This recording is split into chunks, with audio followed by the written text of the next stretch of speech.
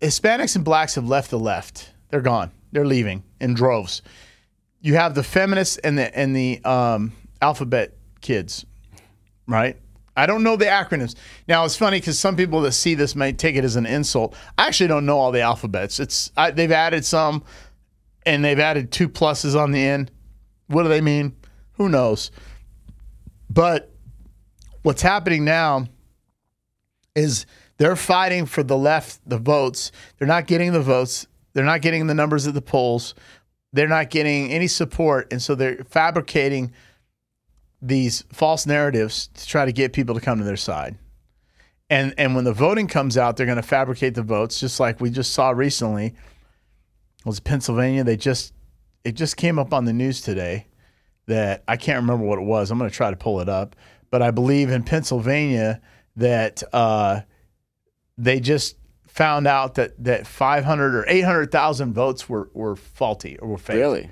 Yeah. I'm definitely interested to hear about that. I got to find this when I get a chance. But yeah, they just found it. I'm gonna look for it now. It's gonna bother me. But and regarding the LGBT whatever, the alphabet mafia people, there's so many people that are just, normal gay people that don't want to be involved with trans people at all. They share nothing in common.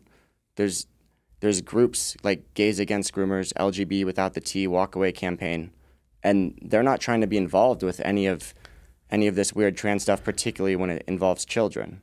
Yeah, that's what I heard, that they're trying to get rid of the Q and the T.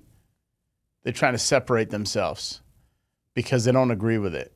The gay community just doesn't want they don't want to be involved because they support it too, right? They don't want that. They don't want that narrative passed through to the children. So what kind of other bills do they have? That was one bill you talked about. What's there's the one regarding affirming gender and identity. There's one regarding being able to basically emancipate kids at 12 years old, and it's going to make it that they can basically leave their parents' home and go to foster homes, and they'll be able, since they'll be emancipated, to make medical decisions and do whatever they want. At 12? At 12 years old in California. But their foster parents won't have any control over their decision. I'm not exactly sure.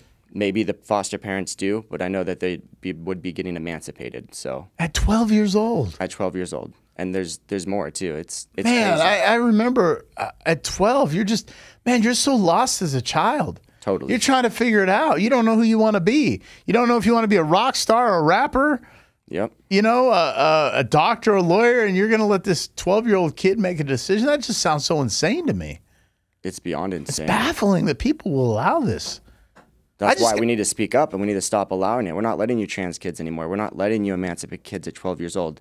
You're not coming for our kids. Who's coming up with these bills? We're gonna be looked back on in history in 100 years. We're not gonna be cowards. We're gonna be like, these guys stood up for this. They stood to protect the kids. I'm done with it. We can't put up with it. But there's so many. The younger generation is so skewed now. Like the percentage of people that identify as something else in the Gen Z, it's higher than any other generation.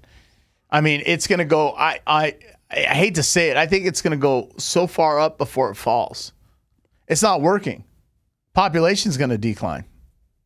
Apparently, we're already not having enough to repopulate in the United States. But I think that right now we're already getting a shifting point to push back against all this. I mean, Turning Point USA? Yeah. They work with, high schools and colleges, and I think they're doing a really good job. Charlie Kirk. And they're doing a great job at bringing young kids into reality. Yeah, that's amazing, man. That's just, and so that's what, is there any other bills that you know about that are going out right now? Yeah, there's one where it's like, if you don't agree with like gender ideology or leftist ideology in some sense, you can't be a foster parent anymore, which means they're taking out the majority of them and all the ones who don't agree with this stuff. Because, the majority of foster parents are religious, about 60% of them. Let's go down this road. Yeah. On the left, okay? Everything that they're doing is anti-pro-life. Anti-human, yeah.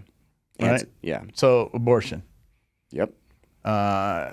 Gender dysphoria surgery or gender, right?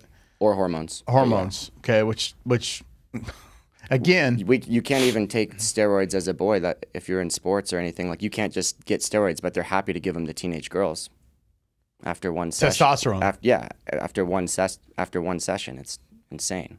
What else? Supporting gay marriage. Can't have children biologically. Right.